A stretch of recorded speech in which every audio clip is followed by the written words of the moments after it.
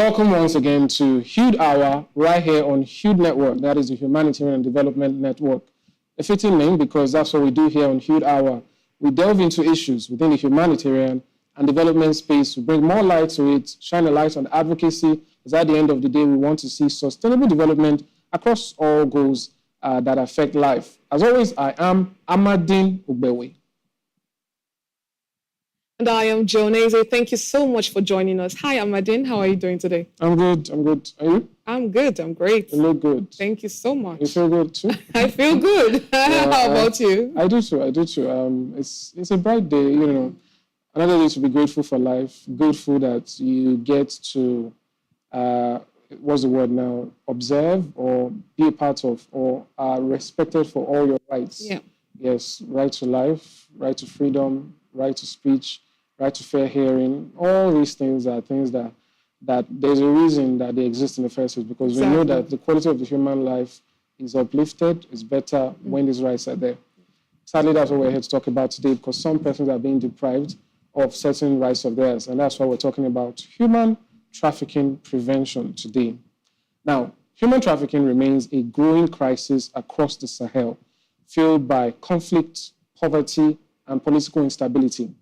Vulnerable populations, including displaced persons and migrants, are at a high risk of exploitation. How can governments, humanitarian organizations, and communities work together to combat trafficking and protect those most at risk? The worsening humanitarian situation in the Sahel has led to increased forced displacement, with over 7.2 million people uprooted from their homes. Many face heightened protection risk, including human trafficking and gender-based violence. Data from interagency monitoring efforts show that 15% of reported protection incidents in the region are related to gender-based violence, with traffickers preying on those in desperate situations. It's a sad reality there, and in this episode, we explore how trafficking networks operate in the Sahel, the impact of displacement on human trafficking trends, and what measures are being taken to address these challenges. But before that, here are the headlines of some of the latest developments. Nigeria's Tinubu, Senegal's Faye called for united front. Another stories, Chad joins Blue Heart campaign to combat human trafficking. And in the final news item, EU, Mauritania launched migration partnership to tackle trafficking. Now we'll explore these headlines and more after the break. Don't go anywhere.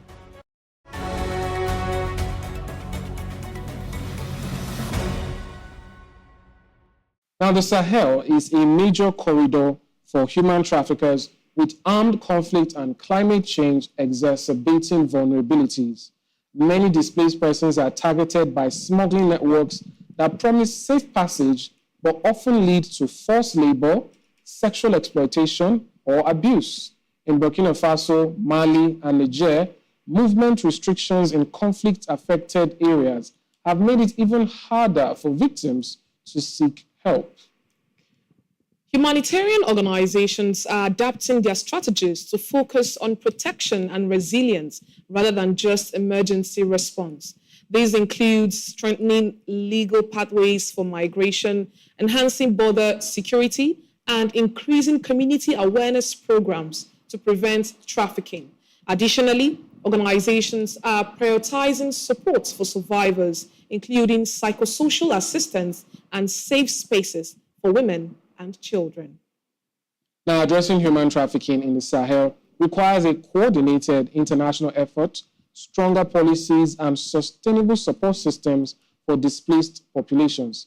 With limited resources and an urgent funding gap of $174 million for humanitarian programs in the region, solutions must be both effective and long-term.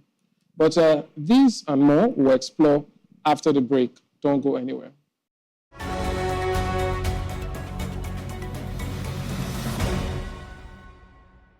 Now, President Bola Tinubu has urged African nations to form a common front in tackling terrorism, banditry, human trafficking, and poverty across the continent.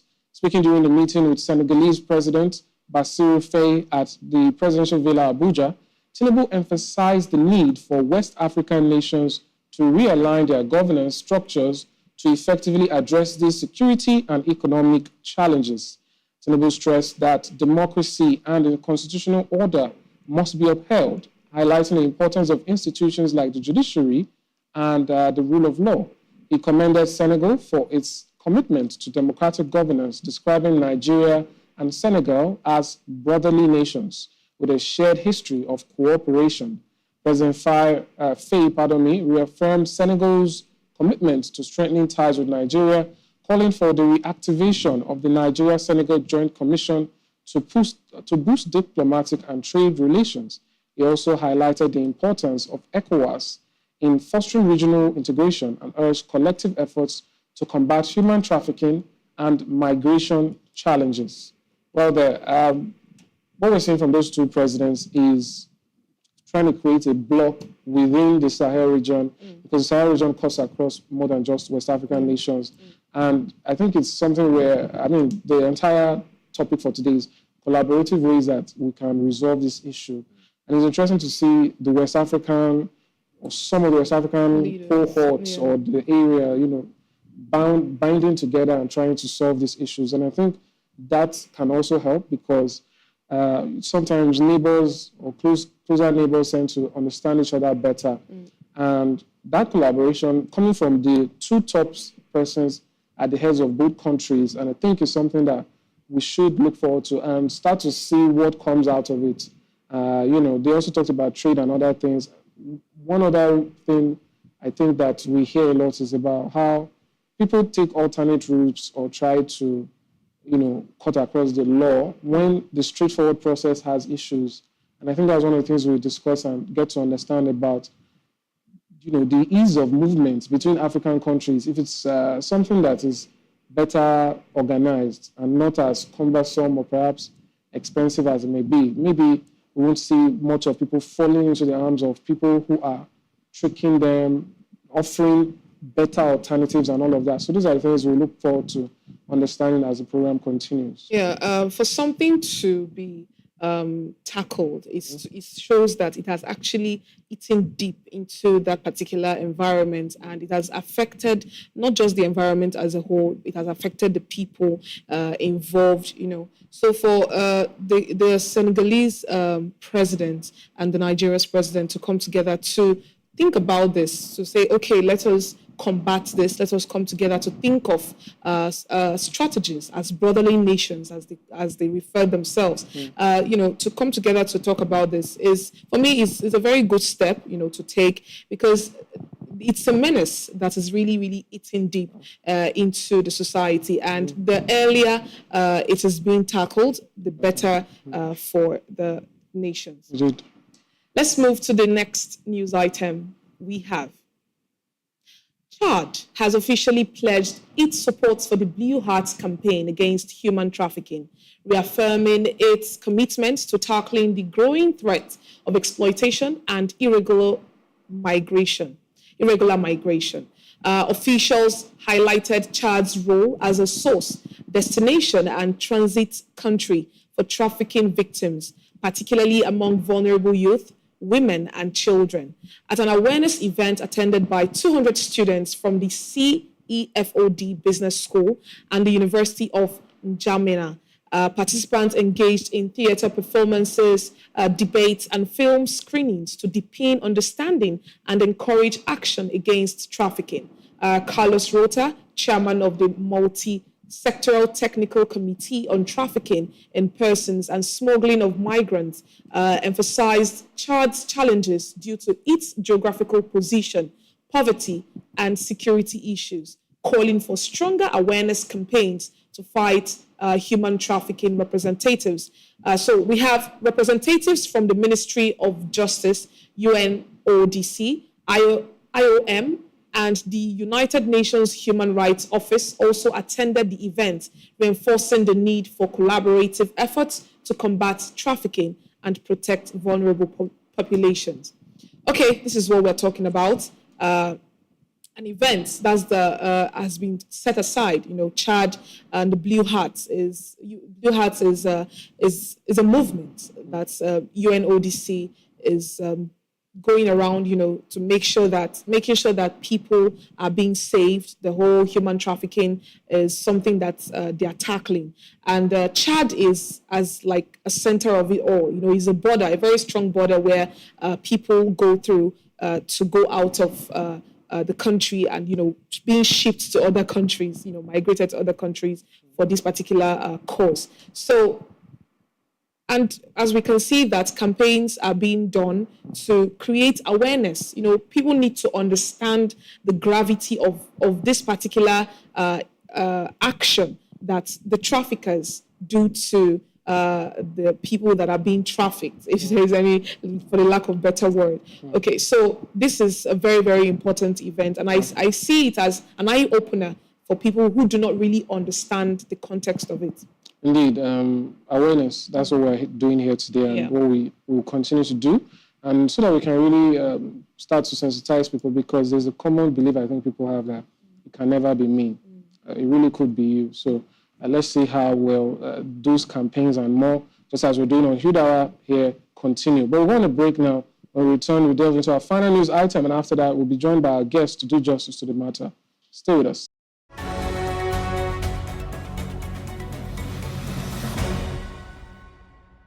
The European Union has officially launched a new migration partnership with Mauritania aimed at promoting legal migration while strengthening measures against human trafficking and smuggling. European Home Affairs Commissioner Eva Johansson, alongside Spanish Foreign Minister Fernando Grande Marlaska and the EU Secretary of State for Asylum and Migration, Nicole Demore, signed the agreement in Nouakchott, calling it a milestone for stronger cooperation on migration.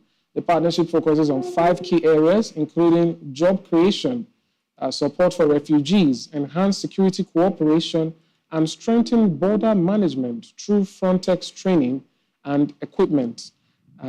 Since early 2024, over 7,000 migrants have attempted to cross from Mauritania to the Canary Islands, surpassing figures from the first half of the previous year. Spanish marine rescue teams and border police will collaborate with Mauritanian authorities to curb irregular migration. Last month, the month preceding that, EU Commission President at the time, Ursula von der Leyen, and Spanish Prime Minister Pedro Sanchez pledged 210 million euros to support border control, humanitarian aid, and employment opportunities in Mauritania. However, the agreement has sparked protest, with critics fearing it could lead to the forced return of third-country migrants to Mauritania. Well, again, there's another issue there, and I think it's kind of highlighted what I said earlier about, how if the proper thing is being fixed, we might see less and less of irregular migration. People feel as though, when they go the illegal route, it pays more, it benefits them more, and all of that. It reminds me of what used to happen, personally for me, back in school. It's just an analogy anyway. In school, you see certain students, have expos, writing palms, tricks, writing in their clothes, in their shirts, hiding it behind their ears, smuggling phones inside. Microchips. And what I always thought was, I think it's less stressful to actually read.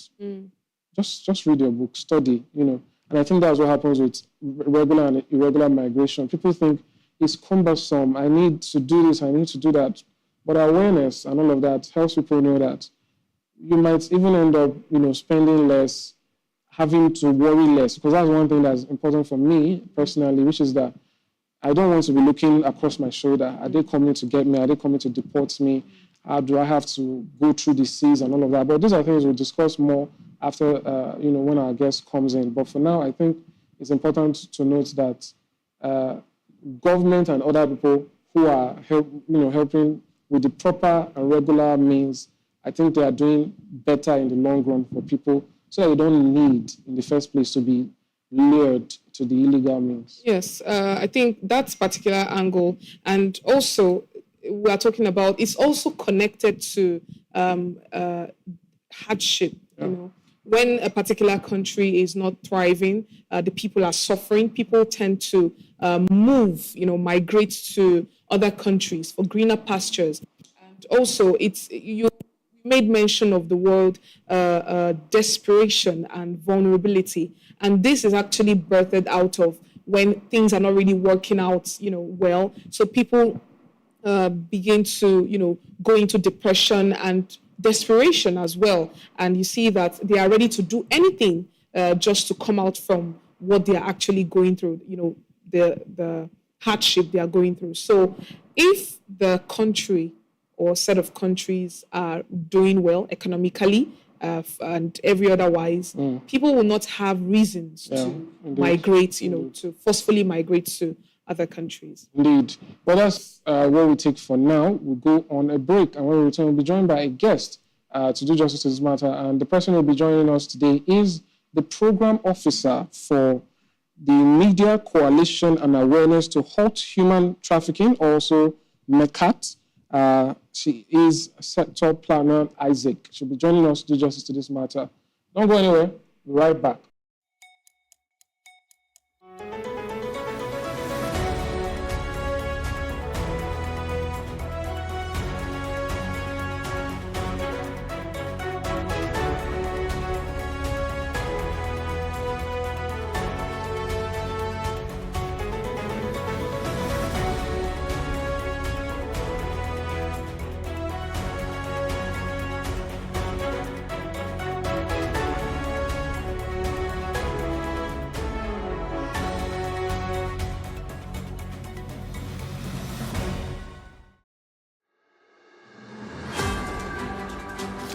Every day, amazing stories of hope and tenacity unfold across the globe. On Hude Hour, we dive into these inspiring tales and discuss the vital work being done in the humanitarian and development space.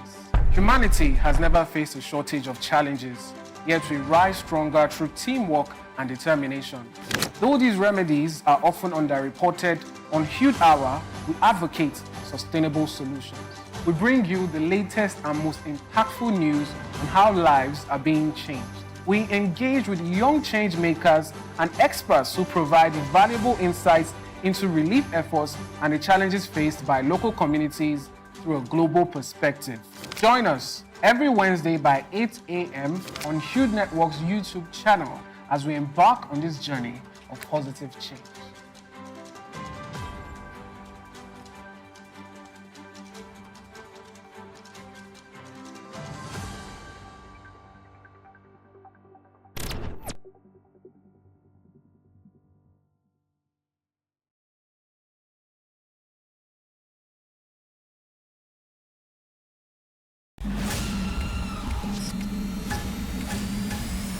Hey everyone, let's face it, our world today experiences numerous challenges.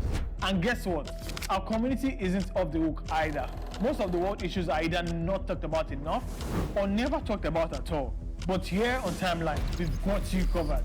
We dive deep into issues that affect us every day, leaving behind footprints of wisdom, knowledge, and solutions. Think of it like a roadmap that keeps you on the track for success. So buckle up, because in this new season of Timeline, we're taking another trip through the past, the present, and navigate into a more promising future. Again, we're talking solutions, people, and let's make one thing clear.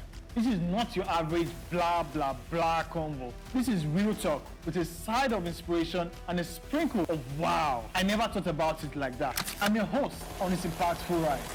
Together, we'll tackle the tough stuff, laugh a little, and find ourselves on the path to positive change.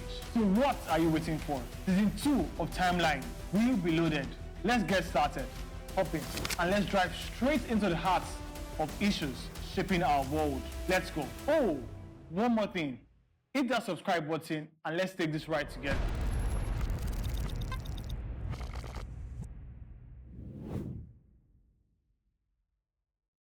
Have you ever been in a space where everyone's talking about complex or complicated issues? It's interesting because if they are complex and complicated, how does everyone know about them if they truly do? It's like your social media feed. Sometimes it feels like just one big puzzle, like a basket of hot takes and wild theories, unverified claims, and those moments that leave your head spinning and spinning. Sometimes you don't know what you're going to find on your phone. Maybe aliens are invading, or the earth is not round, it's actually flat. Okay, those are figments of imagination, but admit it, for a second there, you weren't entirely sure if I was right or wrong, were you? But here's the thing, being confused by all this is normal, but getting to the truth, well, that's about to get a whole lot easier as we unravel things that have been shrouded in mystery and confusion no matter the field. Now on Untangle, we take those complicated and confusing topics swirling around your feed and break them down piece by piece by piece until everything clicks into place. Every week right here alongside an expert in the field, we're going to tackle a topic that's got everyone talking. It could be a viral trend you're not sure about, a scientific concept that keeps popping up, a new law, or an event, or one of those stories that just won't go away. No fancy jargon, no unnecessary complexity, just clear, straightforward answers that you can actually use. So join us every Monday by 10 a.m. weekly on Hude Network's YouTube channel. And when you do, be ready to untangle.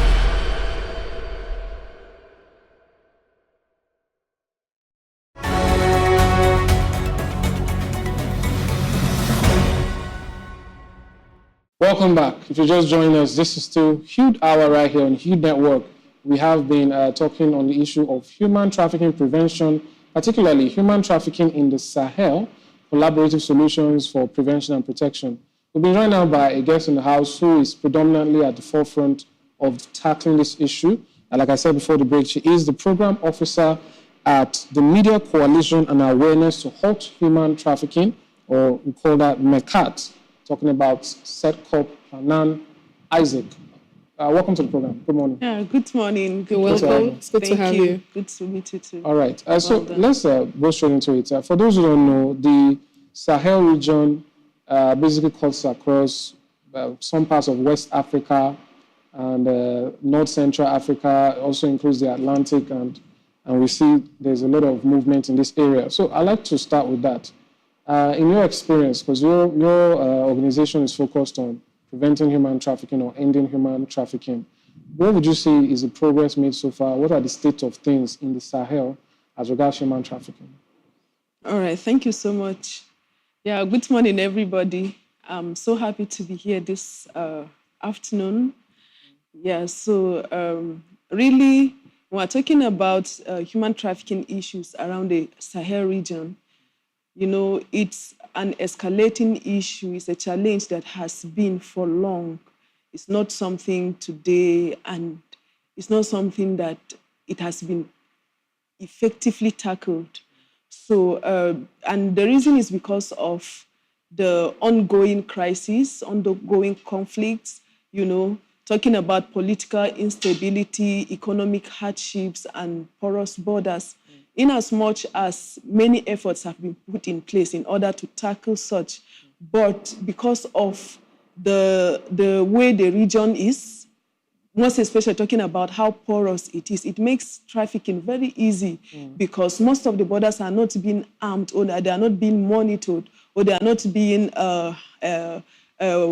handled properly by the law enforcement agencies. So that particularly makes Sahel regions to be prone to human trafficking and makes traffickers to just do their operations easily because there is no effective or there are no effective measures put in place in order to tackle it. So I think as of today, just as we know, definitely human trafficking, it's not something that starts today, and it's not something that we say we want to eradicate it completely.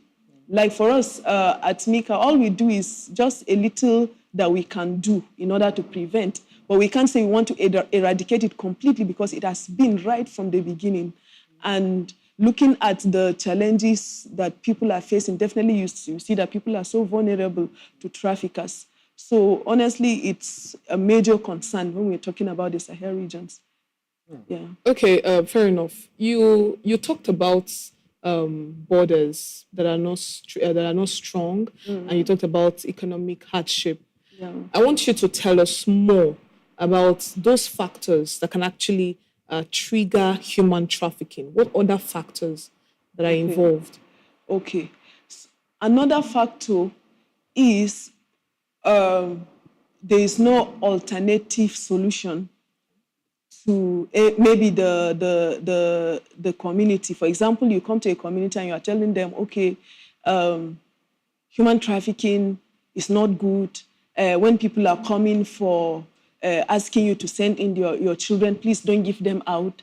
And then the people agree with you, but there is no alternative solution because definitely there's economic hardship and people need to survive.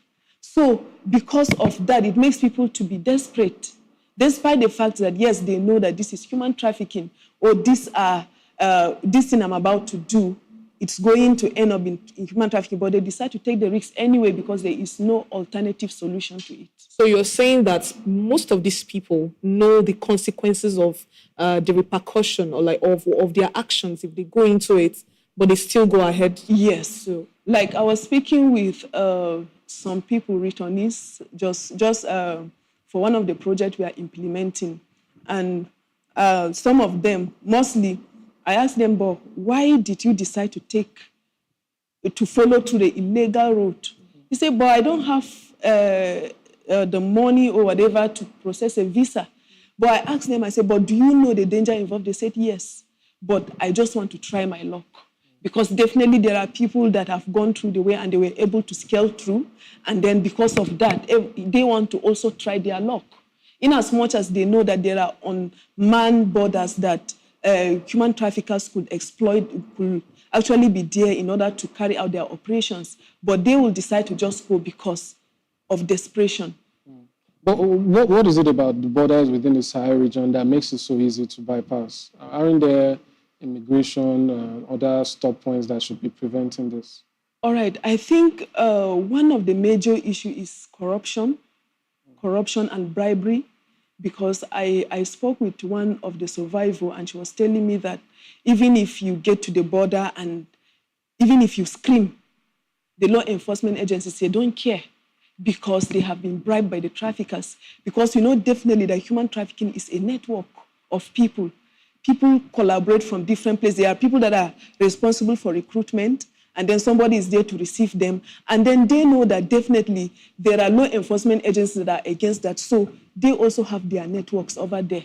Like one of the ladies I was speaking with, she told me that she had tried severally to escape from her traffickers. But even when she gets to... Where was this, though? That's in Dubai. Okay. Dubai. Yes. She tried to escape on 2 occasions. But even when she gets to the Nigerian embassy, she used to meet her people that have exploited her there. Even the law enforcement agencies have been bribed. So even when you come, you are saying human trafficking, this and that, they only look at you because there is bribery and corruption over there. So most of the borders, the law enforcement officers, they have been bribed. Definitely. Because traffickers know that, yes, in each of the border, even if there are law enforcement agencies that will check them, they have been bribed already. So even when they come, they just give them free access. Okay, I want to really ask this question. According to United Nations Office for Drugs and Crimes, they said that there's a report that in the Sahel region and these particular places, women are mostly exploited. They are more they are more trafficked, right? For lack of a better word. And then we also have the traffickers, like the people that are also doing this act are also women. So it's like a norm, women trafficking women. I want to get your note on that. How is it like? Like in most communities you go, people feel that human trafficking is only meant to happen to only women. And then people forget to know that there are different forms of human trafficking. Definitely, I know that the highest percentage is women, actually, highest percentage, but men too are being trafficked. So definitely, I think that's because in most cases, the traffickers are involved in sex trafficking. And that is why women trafficking is at the highest percentage. It has the highest percentage. But then even men are being trafficked for labor trafficking. And then talking about organ harvest is also one of the trending type of trafficking now, where youths are being employed and then they will tell you, we have a job over here, there, and here. And then when you get there, they're after your organ. And we've had so many survivors like that. So I think why the percentage of women is high is because the demand for sex trafficking is small, but then there are other forms of human trafficking. All right. What can you say about the actual legal pathways for migration? Because when you spoke about alternatives earlier, there's a perception that even though going through illegal means might risk your life, the reverse is maybe not so much better because you have to spend so much money, you have to go through so much processes and all of that. So what would you say about that legal pathway and the ease of it? Is it as exaggerated as we hear? And is that something that you think perhaps needs some work to reduce the irregular migration? All right, thank you so much. For the legal pathway, definitely in the Sahelian regions, we discovered that their visa processes are very expensive. Very expensive. I was just going through it and I discovered it is very, very expensive and people cannot afford it. But they have issues around this economic hardship. They want to survive. So what do? They just take the risks anyway. Let's just go. If I perish, I perish. Let me just go because I cannot follow through the legal way because I can't afford it. And also, there is limited opportunity for legal migration. That's if you want to even process the visa in a legal way, the opportunity is very, very limited in the Sahelian regions. So that make it, that's even one of the reasons why most of them just fall into the hands of smugglers. And then most of the smugglers have connections. They collaborate with the traffickers. And then at the end of the day, okay, they just want to smuggle me to maybe this country, to Europe and that. But they have their networks. So even human traffickers can disguise to be smugglers because normally smugglers is just for you to transport people in an illegal way into another country. Yes. You understand? So they feel, okay, since it's just an illegal way, I'm going to the country. When I get there, I'll find my way. But most of the times, they collaborate with the traffickers. So in the process of smuggling, they end up into the hands of traffickers. So honestly, if we want to really tackle this, then there is need to work on the processes of visa processing and make available the processes, make available the legal process, make it easier for people to actually access the legal way of processing the visa. Oh, that's fair enough. And I'm happy you made that distinction because it can confuse people sometimes because people are possibly trying to emigrate illegally and they feel when I'm there, can enter the population and do whatever I want. But trafficking involves basically you, maybe you felt you were just a passenger, but you didn't know you were the goods, as some people might consider it. Definitely. But that aside, let's move into solutions. Your organization is, is all about awareness. So what are the solution powers? You mentioned the issue of legal migration, but if we can broaden it a bit, now we have potential victims. What do you say to those? We also have the process itself, government, stakeholders, all of that. So what would you say are those solutions to this problem, particularly within the Sahel region? Okay. So for us as an organization, we do prevention, we do awareness, we do advocacy, we do rehabilitation, and then we also do reintegration. And another key part of any project we are implementing, we usually consider empowerment because that is the major cause of human trafficking because people are not economically stable. So because of that, because of desperation, I'm looking for greener pasture, then they become prey into the hands of their traffickers. So to tackle that in the Sahelian regions, I think more awareness needs to be done. And aside from that, the government needs to come down to the people. The government needs to come down to the people, tackling issue of poverty. Because the truth of the matter is that most youths go out because they are actually looking for greener pastures. It's just like, I'm staying here, there's nothing working for me. So the government have to come down to the level of people, come down to the communities and see ways of improving people's livelihood and all that. So as for stakeholders, honestly, there's need for more trainings. One of the things we do in our organization is capacity building. That's maybe like one of the projects we implemented last year. We're able to build 200 capacities of law enforcement officers. So that will bring them back home. Okay, this is what I'm called for.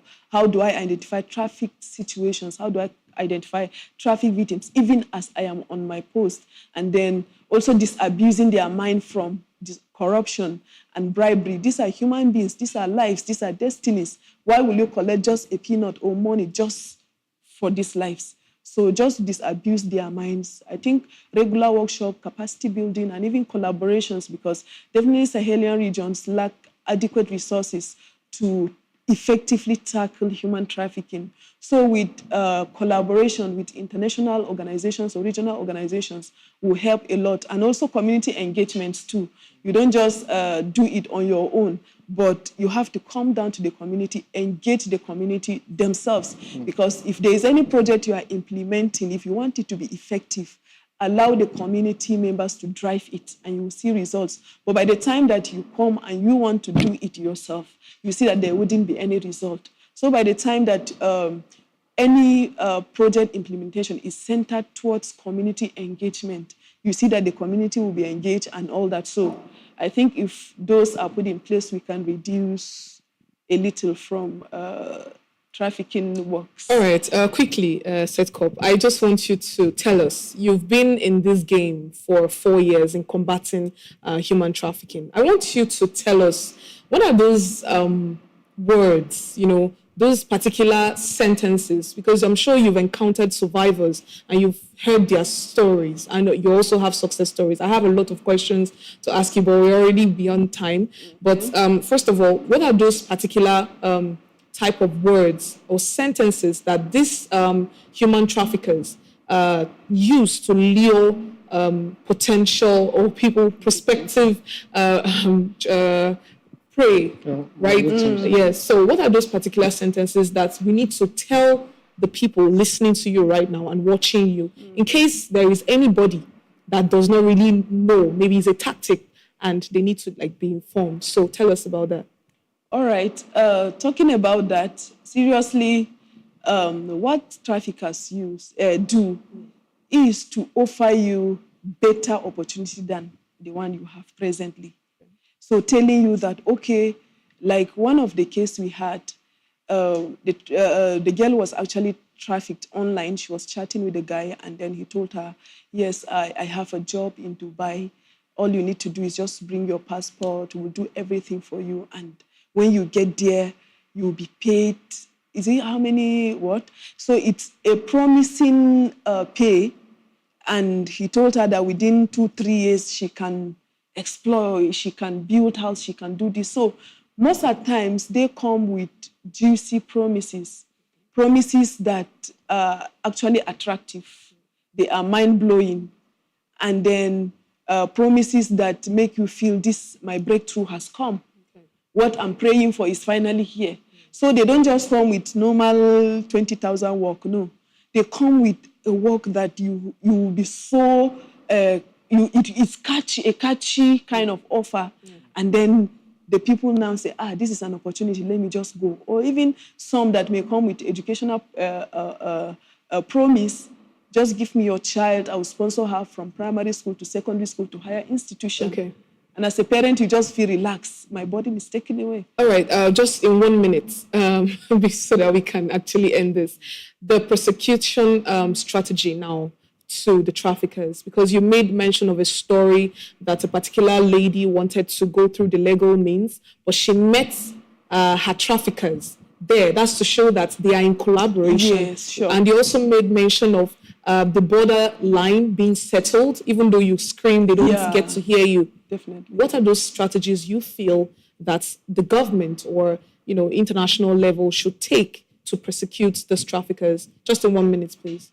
Well, honestly, I feel that there should be a high consequences, a kind of, because normally in prosecution, like human trafficking, they will say, okay, if you are caught in human trafficking, this is the punishment. This is the consequences.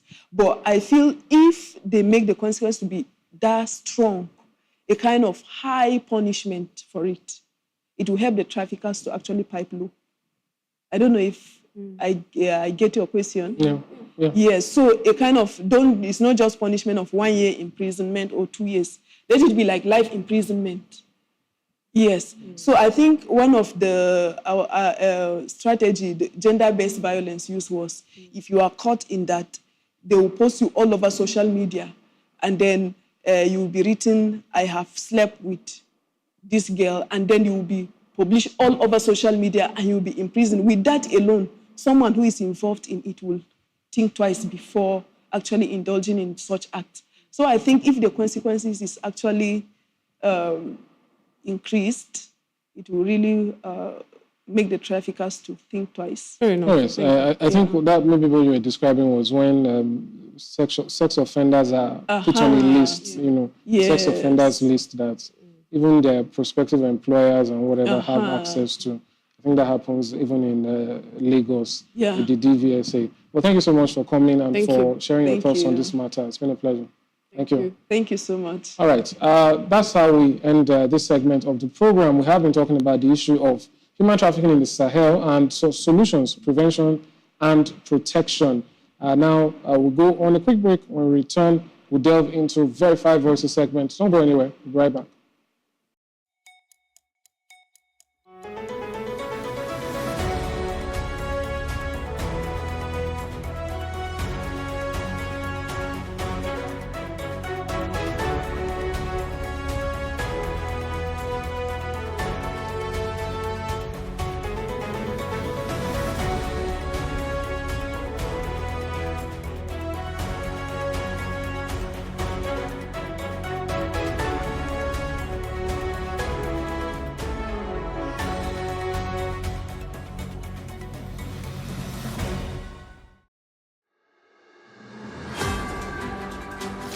Every day, amazing stories of hope and tenacity unfold across the globe. On Hude Hour, we dive into these inspiring tales and discuss the vital work being done in the humanitarian and development space. Humanity has never faced a shortage of challenges, yet we rise stronger through teamwork and determination. Though these remedies are often underreported, on Hude Hour, we advocate sustainable solutions. We bring you the latest and most impactful news on how lives are being changed. We engage with young change makers and experts who provide valuable insights into relief efforts and the challenges faced by local communities through a global perspective. Join us every Wednesday by 8 a.m. on Hude Network's YouTube channel as we embark on this journey of positive change.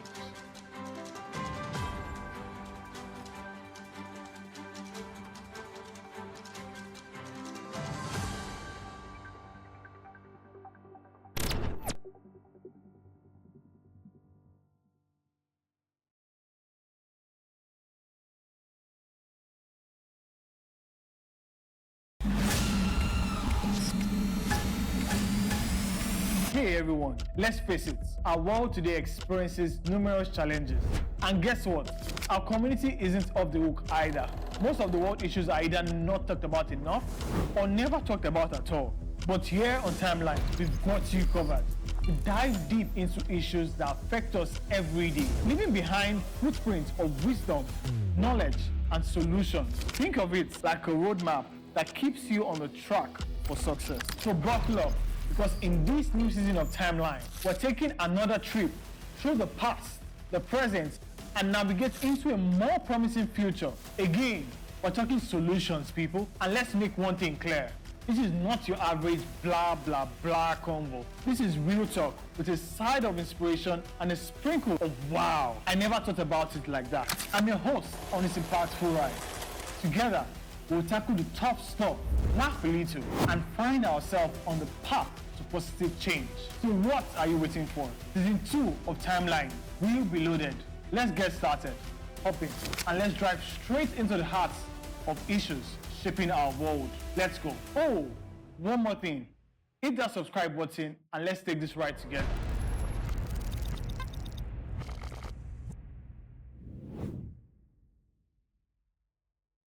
Have you ever been in a space where everyone's talking about complex or complicated issues? It's interesting because if they are complex and complicated, how does everyone know about them if they truly do? It's like your social media feed. Sometimes it feels like just one big puzzle, like a basket of hot takes and wild theories, unverified claims, and those moments that leave your head spinning and spinning. Sometimes you don't know what you're going to find on your phone. Maybe aliens are invading, or the earth is not round, it's actually flat.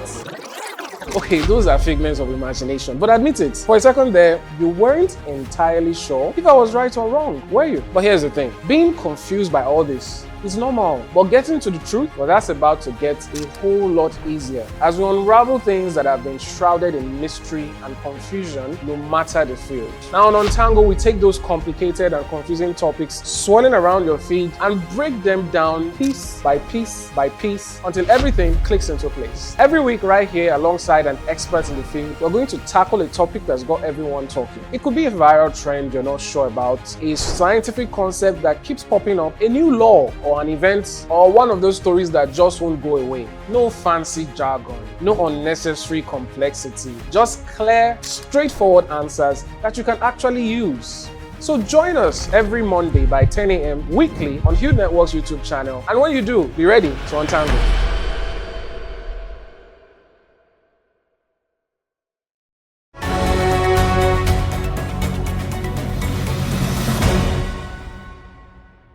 Welcome back. This is still Hude Hour right here on Hude Network. We are delving now into our Verified Voices segment. And that means we've been joined by Paul Oladipupo to share with us what the key stakeholders are saying on the issue at hand. That is the issue of human trafficking in the Sahel. Hello, Paul. Hi, Amadin. How are you doing? I'm good, and you? Very well, thank you. And Joan, you look purple today. Thank you. It represents royalty. I hope you're a royal being too. Like, I mean, we're all royal to you. Yeah, we're royal. Everyone is royal. Although we might not represent with the color today, you know, it's more of the blood than representing. Okay. Exactly. Nice to have you, Paul. Heritage, that's it. Today we're talking about human trafficking in the Sahel, and it's a very sad one, I must say. Trafficking human beings. It's a lot, I must say. Let's take a look at what our stakeholders are saying on this particular topic. Very first tweet here is from the UN Human Trafficking and Migrant Smuggling. It says, difficult legal migration is a key factor motivating migrants to resort to smuggling, which is seen by some as an easy and cheaper alternative to legal migration. They have a link there to, if you want to learn more about migrant smuggling, which is a threat in the Sahel. And it's finally an hashtag there, deadly business. That's just the word that describes it all. It's really a deadly business. It's one that talks about human life and how, they are being smuggled, they are being trafficked from one place to another. It's a very sad story. And I mean, Setkop actually broke things down on that particular one. Amadin, your thoughts on that? Yeah, there's a saying, I can't quite remember where it's from now, I forget, but basically it says that if you want to replace a system, you don't have to destroy it, you just make it obsolete. Exactly. When people don't need or feel like they need to migrate illegally or irregularly, we might be seeing more people following the law and realizing this is simpler, better, and you don't have to look over your shoulder. I'm not saying it will 100% deal with the problem, but it will, I believe, drastically reduce and prevent it. Exactly. That's a very beautiful one. I actually love that angle that you brought it from. It's just bringing a different light to this particular topic. Let's move on to the next tweet quickly. This is from Swap Center. Swap Center is a center that discusses issues around those who are extremists, trying to doing research and carrying out research and talk about things that they discover through their research. Here they're saying that extremist group will likely continue expanding their territorial presence from the Sahel to coastal countries, seeking to diversify revenue through criminal activities such as smuggling, trafficking, illegal taxation, and extortion.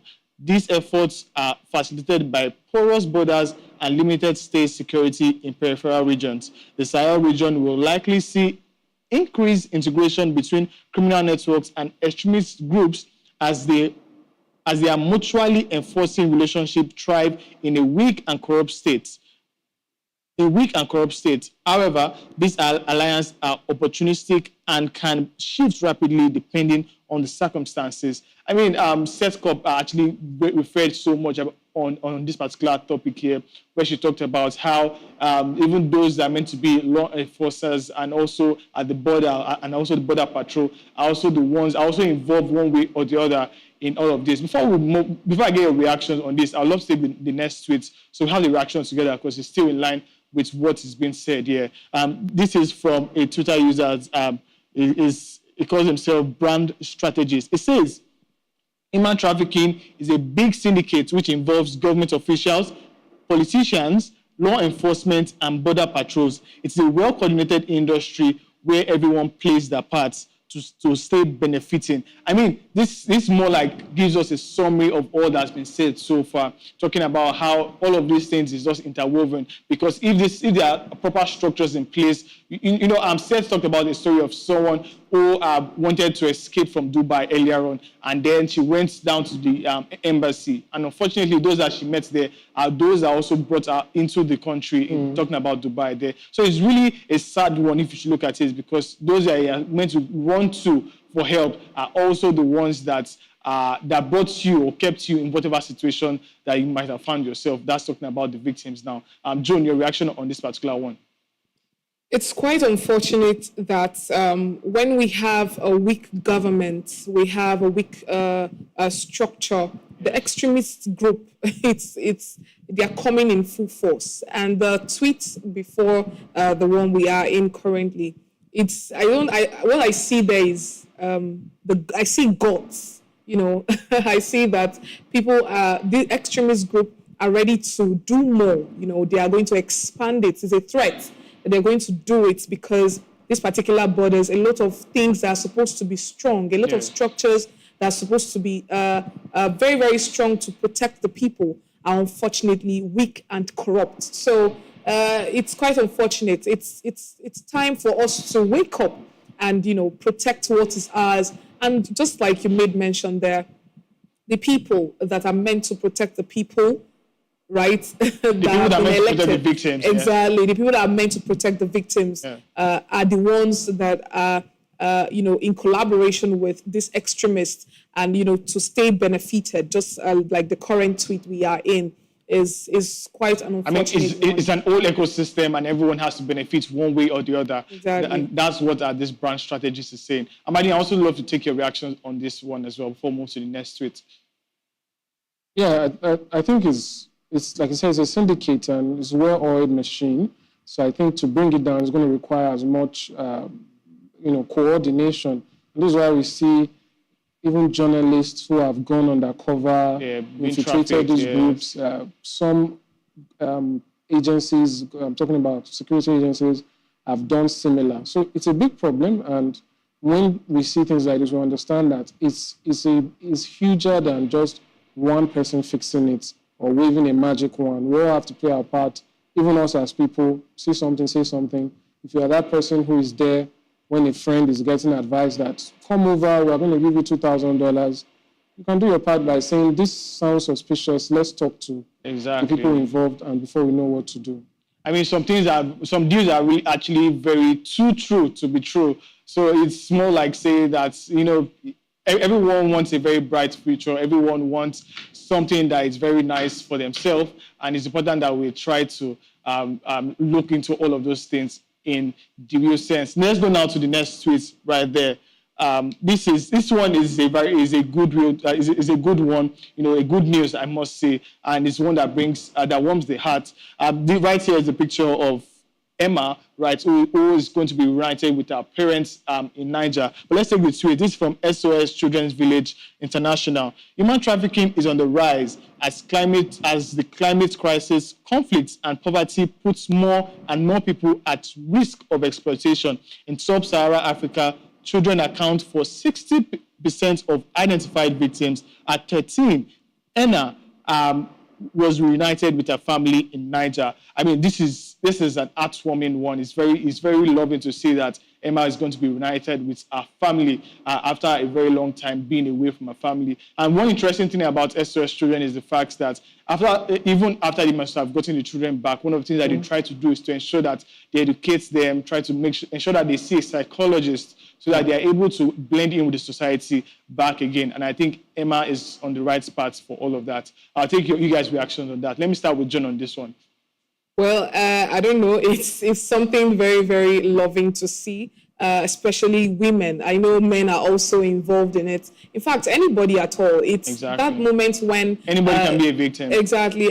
That moment when someone was taken away and, maybe your family members, some of them knew you were leaving, but for a better cause, and you went there and you met something else, and then you were returned back to your family. At least it's better to stay close to your family and hustle, and your life is not at stake than for you to be somewhere and it's not a very good experience. So I'm happy for Emma and for others too who wish to return to their families. I hope they find that particular good thing. Exactly. Amadin was talking earlier about dreams that are too true that are too real to be true. And this also points to that as you're talking about how people are being moved back into poverty. And this just gives more room for more exploitation.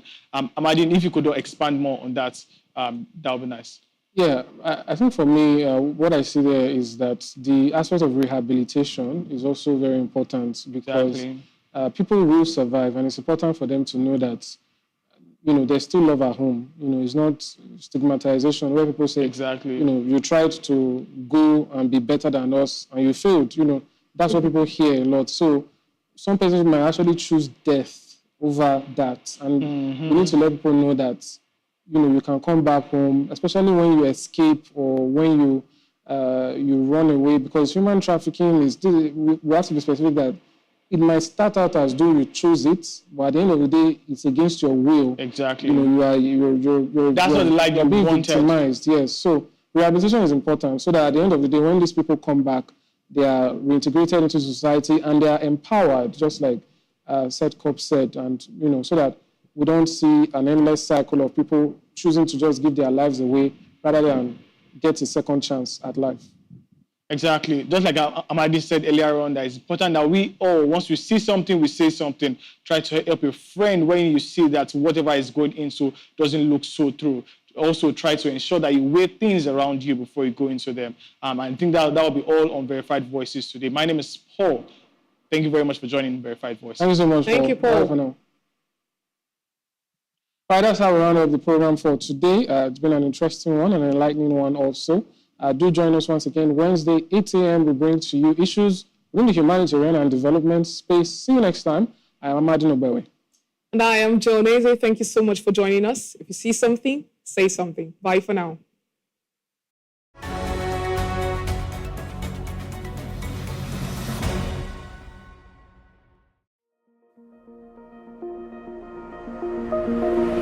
you